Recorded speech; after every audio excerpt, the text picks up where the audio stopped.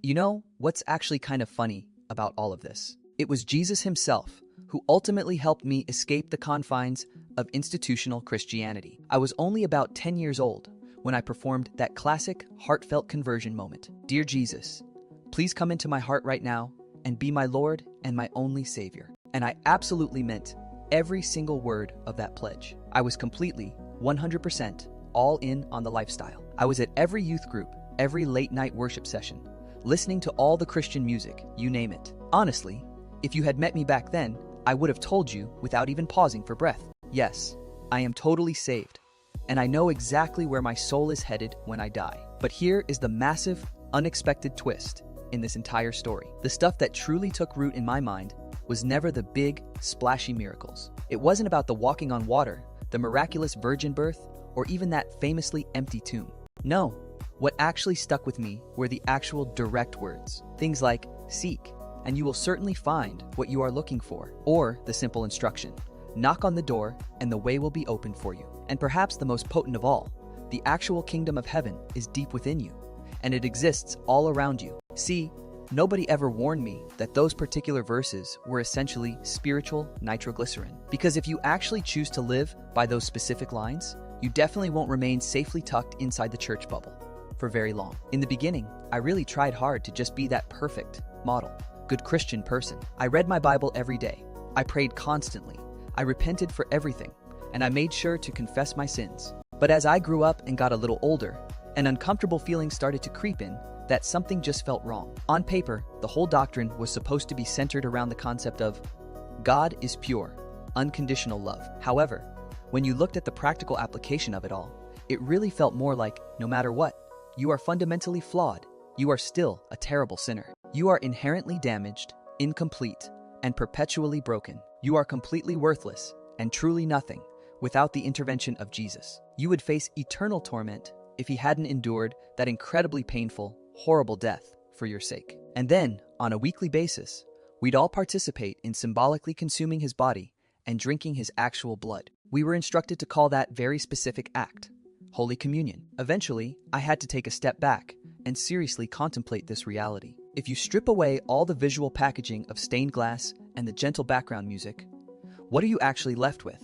Would this whole scenario honestly still look like a valid spiritual path to anyone observing it? Or would it instantly resemble a bizarre vampire cult that just happens to have extremely effective marketing materials? Concurrently, there was this deeply ingrained parallel aspect to the religion I was raised in, that pervasive sense of spiritual superiority and elitism. The internal slogan was always, "We have received salvation.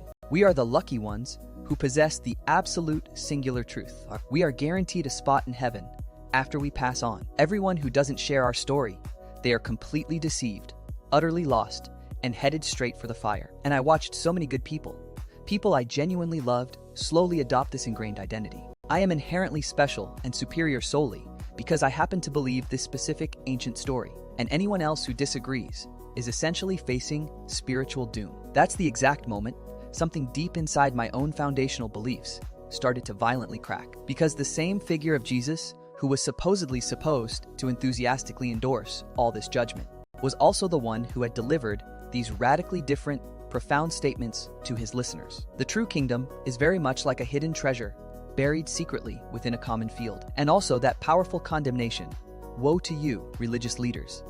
You actively lock the door to heaven right in people's faces. The whole crushing realization finally hit me with immense clarity.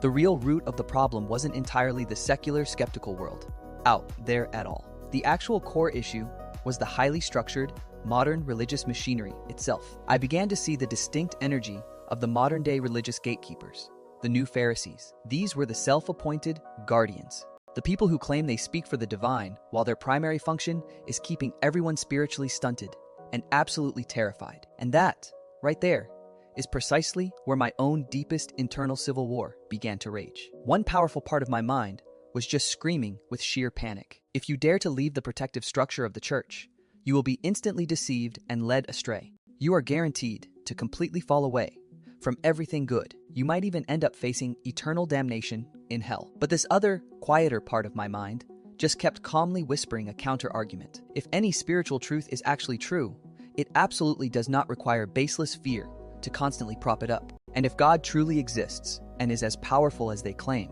he can easily withstand any honest question I might ever ask him. So, I decided to commit the most profoundly dangerous act you can possibly undertake within a system based on fear. I actually started to actively seek out knowledge and question everything. I began reading everything, digging into obscure texts, and rigorously questioning every single assumption.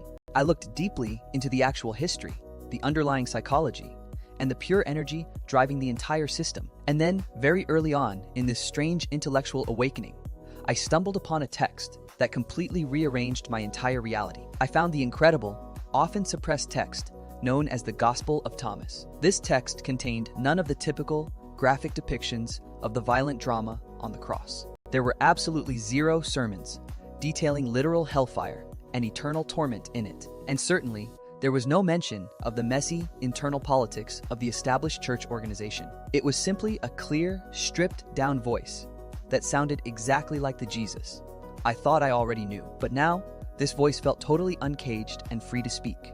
It contained powerful teachings, such as, if you actively bring forth that essential wisdom that already resides within you, then that very wisdom you manifested will ultimately be the thing that provides your salvation. Conversely, if you refuse to bring forth that inner wisdom that is already there, then that unmanifested inner wisdom is actually the thing that will ultimately destroy you. And another profound statement was, the kingdom is both internally inside of you and externally all around you in the world. When you finally come to fully realize who yourselves truly are, only then will you fully understand that it is you who are the direct offspring of the living Father. Reading those words gave me this incredibly deep and quiet internal click of recognition. I realized I was not actually insane for choosing to walk away from that rigid institution. I had absolutely not somehow backslid or given up my spiritual pursuit. I was actually doing the exact primary thing he had been instructing everyone to do all along, seeking,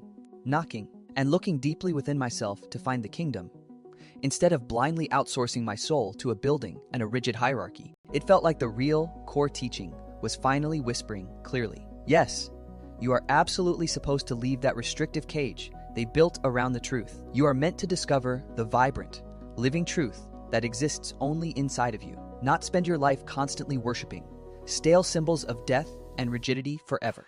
So no, I definitely did not just lose my faith in the process. Instead, I systematically dismantled the entire vampire cult costume that had been forcibly slapped onto a genuinely beautiful, mystical message. So, where am I now in this journey? The kingdom of heaven is not some exclusive destination marked on an outdated church map.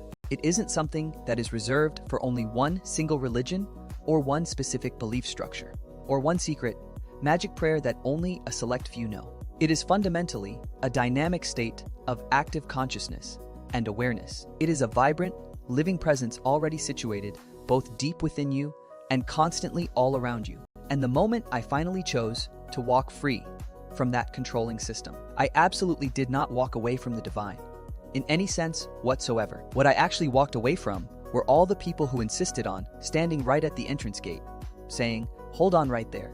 You simply do not have the prerequisite permission to ever meet God directly."